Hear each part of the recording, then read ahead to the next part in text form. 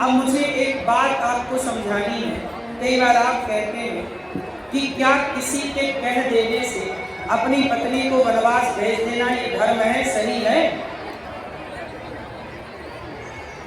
तो राम ने क्यों भेज दिया? जब धोबी ने कह दिया तो राम जी किसी के कहने से अपनी पत्नी को क्यों वनवास भेज रहे?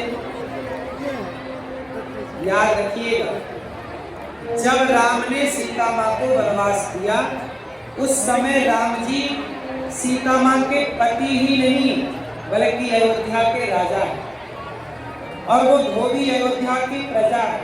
और राजा का धर्म है कि प्रजा की बात सुने। राजा का धर्म क्या है? परिवार की बात सुने कि प्रजा की बात? इसकी बात। और राम ने प्रजा की बात सुनी। उस समय राम राजा है और राजा का दबाव क्या है? प्रजा कह रही है कि आपकी पत्नी रावण के घर रहकर आई है, पता नहीं शुद्ध है कि अशुद्ध है, सही है कि गलत है।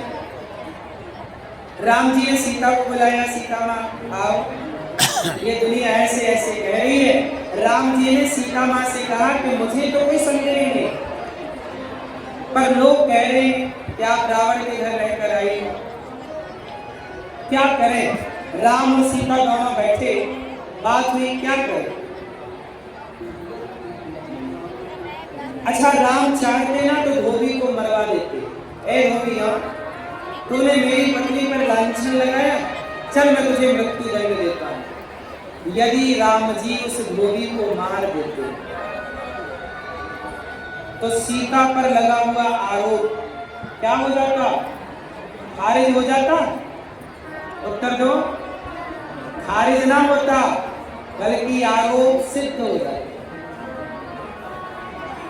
लोग कहते कि अच्छा सीता जी गलत होंगी इसलिए तो धोबी को मार दिया। आरोप सिद्ध हो जाता, इसलिए राम जी ने सीता जी से कहा क्या करें? तब सीता माँ बोली कि मैं गर्भवती हूं,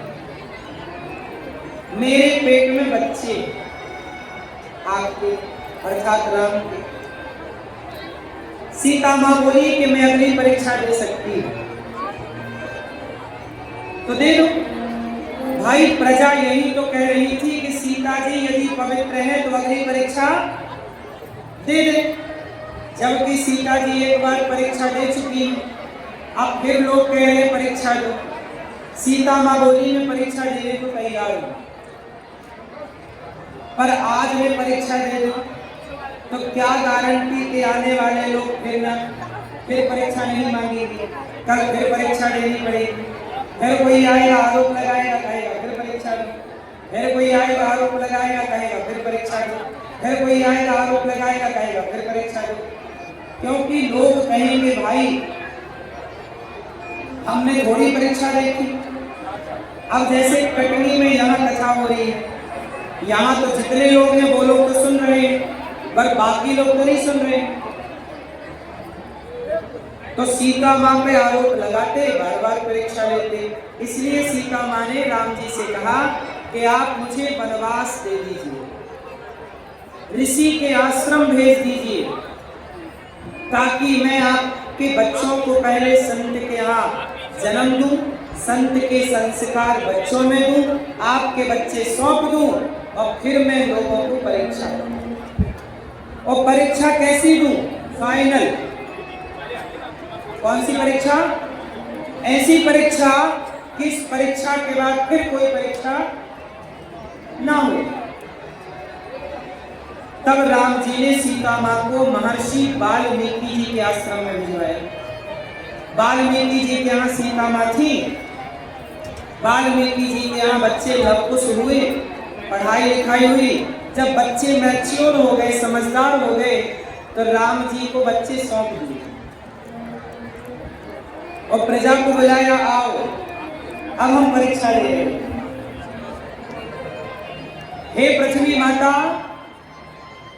यदि मैं गंगा की तरह और अग्नि की तरह पवित्र हूँ, राम के अतिरिक्त मैंने किसी और पुरुष का स्पर्श भी ना किया हो, और ये लवकुश यदि राम के पुत्र हैं, तो हे पृथ्वी माँ अपनी गोद में स्थान दे। दुनिया वालों का लगाया हुआ आरोप यदि मिथ्या है तो हे पृथ्वी मां, आप मुझे स्थान दे। यदि आरोप दुनिया वालों का सत्य है तो आप स्थान ना देना अपनी गोद में, आप ना फटना। पर यदि दुनिया का आरोप गलत है तो आप मुझे अपनी गोद में स्थान दे दो। ये कहते ही धरती माता प्रकट हो गई। सीता मां सबके देखते देखते धरती पर समाती हैं। अब लोग धोबी और दुनिया कहती है माता क्षमा कर दो, बड़ी गलती हो गई, हमने झूठा आरोप कलंक लगा दिया आप पर। माता ने कहा अब मैं जा रही हूं, पर याद रखना किसी पर यूं ही आरोप ना लगाया करो। ये वाणी जो है ना जवान, यूं ही ना खोला करो मेरी मां। कहते हैं कि ये बातें औषधि का काम भी करती हैं। कहते हैं कि वाणी से बाग भी लगते हैं और वाणी से आग भी लगती है। बाग लगाना है कि आग, भर जाते हैं वो घाव जो बनते हैं गोली से, पर वो घाव नहीं भरते जो बनते हैं कड़वी गोली से। शब्द संभाल के बोलिए, शब्द के हाथ से ना पाओ। एक शब्द औषधि करे, एक शब्द करे घाव। शब्दों में बड़ी जान होती है, इन्हीं से आरती अरदास और अजान होती है। यही समंदर के वो मोती है जिससे इंसानों को पहचान होती है। इसलिए शब्दों को जरा संभाल कर बोला करो।